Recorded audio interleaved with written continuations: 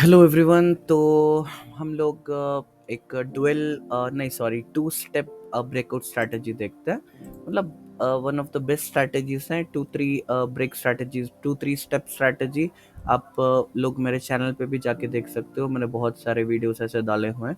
तो to three step strategy क्या है, देखो अगर मैं आपको गौर से अगर आप लोग देखोगे तो यहाँ पे एक सपोर्ट है। और ये लाइन जो मैंने ड्रॉ की हुई है वो 4 आवर देख के ड्रॉ की हुई है, क्योंकि 1 आवर में तो कुछ इधर दिख नहीं रहा है।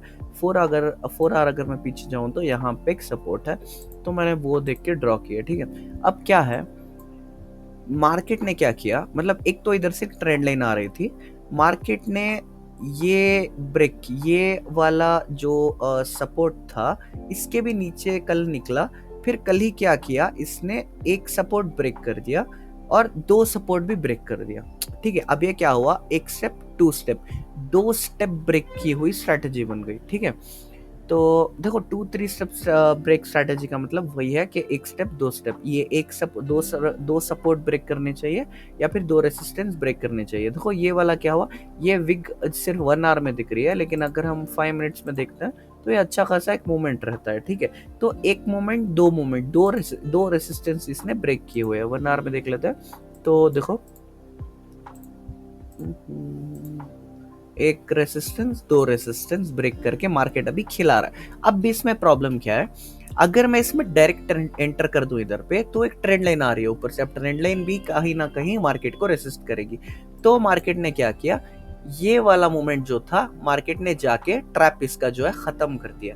ठीक है, तो डायरेक्ट तो नहीं जाएगी क्योंकि ट्रेंड लाइन है, तो वैसे इसने क्या किया, इधर ऊपर गया, ये विग इधर ये ट्रेंड लाइन टच की और वापस आ गई। अब ये अगर वापस आने के टाइम कंटिन्यूस निकल जाती तो इसका अभी हम लोग क्या करते, कुछ नहीं कर सकते थे। लेकिन 1 मिनट में अगर हम गौर से देखेंगे तो क्या हुआ, देखो एक स्टेप दो स्टेप ब्रेक करके अब ये हमारा मेन जोन है। ठीक है, अब ये ट्रेंड लाइन जब इसने टच किया तो कहीं ना कहीं डर क्या रहता है कि ट्रेंड लाइन की वजह से कहीं इतना ना नीचे चला जाए। अब देखो ट्रेंड लाइन टच करके मैं डायरेक्ट तो इधर ले नहीं सकता, इधर नहीं ले सकता। क्यों नहीं ले सकता, क्योंकि अब मुझे स्टॉप लॉस दो। एक रूल क्या है कि स्टॉप लॉस हमें 1 आवर में देख के देना चाहिए, 1 मिनट में नहीं। तो अगर मैं इसका स्टॉप लॉस देखता हूँ, अब ये जोन का स्टॉप लॉस किधर रहेगा, इसका नेक्स्ट जोन किधर है, इतना नीचे रहेगा, समझो 286, बहुत बड़ा स्टॉप लॉस हो जाएगा। ठीक है, तो देखो बहुत बड़ा स्टॉप लॉस हो जाएगा। अब मैं इधर एंटर करूंगा तो इतना नीचे मुझे स्टॉप लॉस देना पड़ेगा। तो कहीं ना कहीं वो दिमाग रेडी भी नहीं था, क्योंकि एक प्रेजेंट रेसिस्टेंस टच करके आ रहा है। अब पता नहीं इधर कौन सा हैवी सेलर बैठा हो, हेवीली वो शॉर्ट कर दे इधर से, तो मार्केट कंटिन्यूस गिरता चले जाए इधर तक, तो भरोसा नहीं है। तो थोड़ा टाइम हमें वेट करना था। फिर क्या हुआ, अगर आप गौर से देखो तो मार्केट इधर निकला, नीचे आया, फिर ऊपर गया, फिर जब वापस निकला तो ये क्या किया, इसने एक हेड शोल्डर स्ट्रैटेजी बना के निकला। दो हेड शोल्डर तो आपको मतलब कोई भी जाके चैनल उठा लो, किसी का भी मार्केट का चैनल देख लो, उधर हेड शोल्डर स्ट्रैटेजी आपको पता चल जाएगी।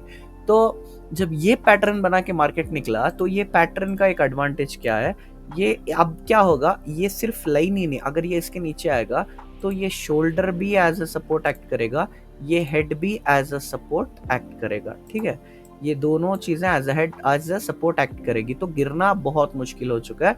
तो मेरा स्टॉप लॉस इधर था और मैंने क्या किया, मैंने अब इसके बाद जब ये हेड शोल्डर बना के ऊपर निकला तो मैंने इधर पे एंट्री कर ली, 290.90 पे कुछ मैंने एंट्री की थी इधर पे।